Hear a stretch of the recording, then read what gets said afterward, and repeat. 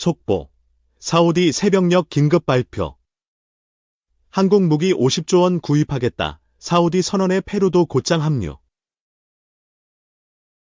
과거에는 비행기를 타고 바다를 건너 수십 시간을 날아가야 하는 지리적 제약 등으로 K방산에 대한 관심이 낮았지만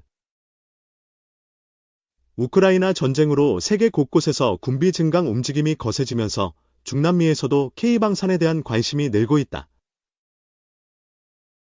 특히 태평양과 접하고 있는 페루에선 K방산이 성과를 거두고 있다.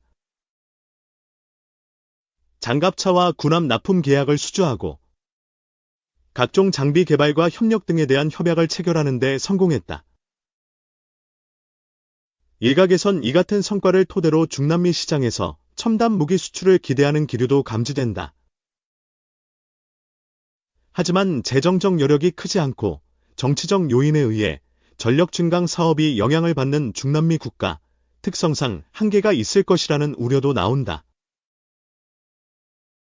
지난 15에서 16일 현지 시간 아시아 태평양경 제협력체 ABC 정상회의가 열린 페루 리마에서는 한국 방산업계와 페루 측과의 협력 방안이 도출됐다.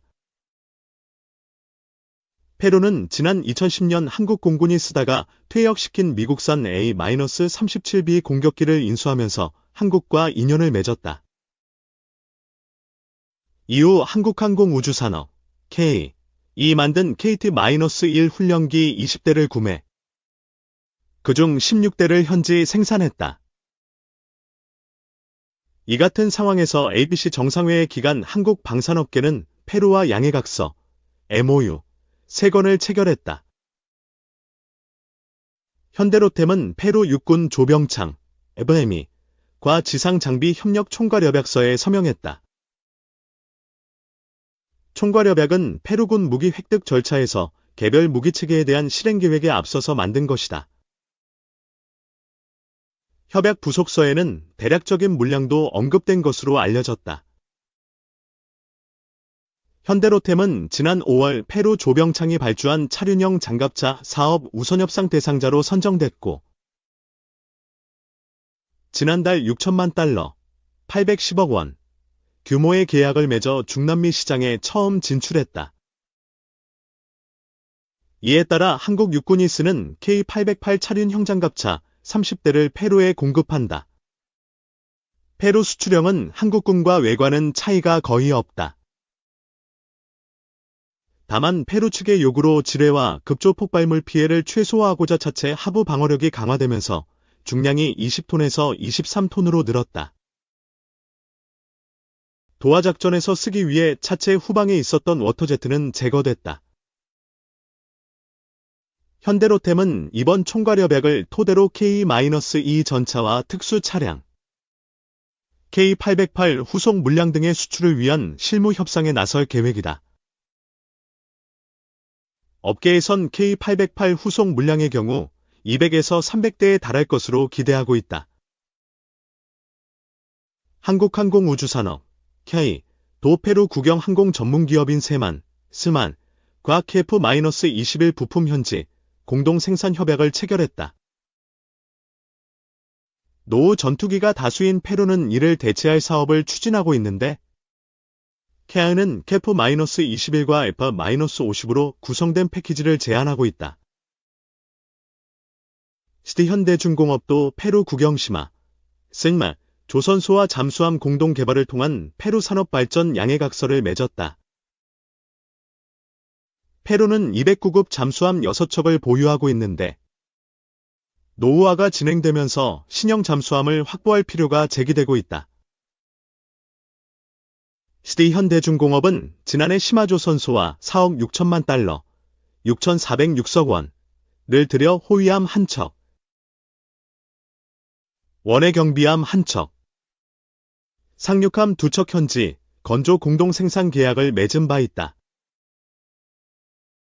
이번에 체결된 협약은 한국의 무기 획득 체계 절차 중에서 초기 단계에 해당하는 소요제기 수준으로 평가된다.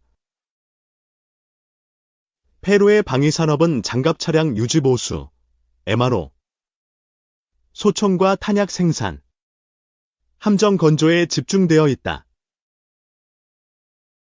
첨단 기술 수준도 낮으므로 지상장비나 미사일, 전투함 등의 소요는 해외에 의존할 수밖에 없다.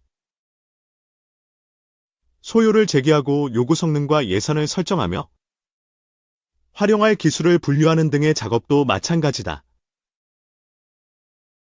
페루군이 전력 증강을 추진하는 과정에서 자신들이 필요로 하는 고성능 무기의 종류와 도입 방법, 기술 수준 등을 한국 방위산업계와 함께 분석한다면 시행착오를 줄일 수 있다. 국내 방위산업계도 페루군의 소요를 국산 무기 성능에 가깝게 맞춰서 미국이나 유럽 방산업체의 도전을 저지하는 진입장벽을 높이는 효과가 있다.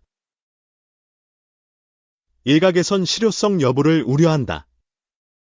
한국군의 경우 소요 제기와 검토 및 확정이 이뤄져도 전력화 단계에 이르는 무기체계는 일부에 불과하다. 전력화까지 소요되는 시간도 상당하다. 페루와 맺은 협약이 발전해서 실제 도입 계약 체결까지 상당한 시간이 걸릴 가능성도 있다. 일부 국산 무기의 경우엔 페루군 도입이 이뤄지지 않을 가능성도 배제할 수 없는 대목이다. 치디 현대중공업이 페루에 수출할 호위함과 원해 경비함, 상륙함이 함께 항해하는 상상도, 무시도, 기대도 쉽지 않은 중남미 시장. 중남미 시장은 글로벌 방위 산업계에서 큰 주목을 받지 못하는 곳이었다.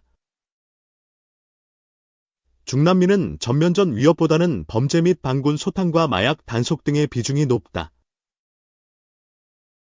콜롬비아와 더불어 남미의 주요 마약 생산국인 페루의 군대는 반군 진압작전과 마약 퇴치, 재난구호, 대테러에 초점을 맞추고 있다. 그렇다 보니 중남미 국가에선 미사일이나 전자전 장비 등 부가가치가 높은 고가의 첨단 대형 무기 수요가 크지 않다.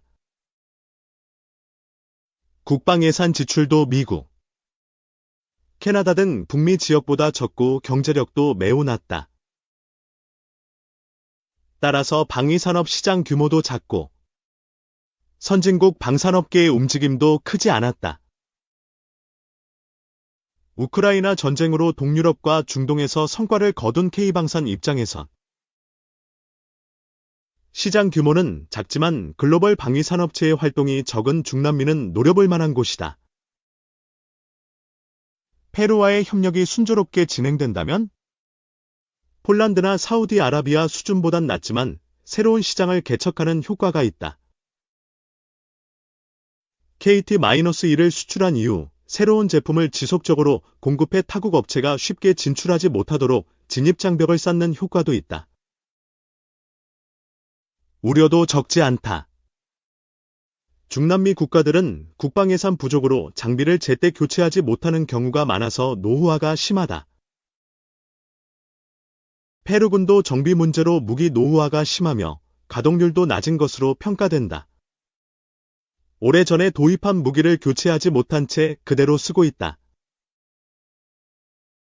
일부 현대화 작업이 이뤄지기는 했으나 군 조직 전반에 걸친 현대화는 제대로 진행되지 못했다.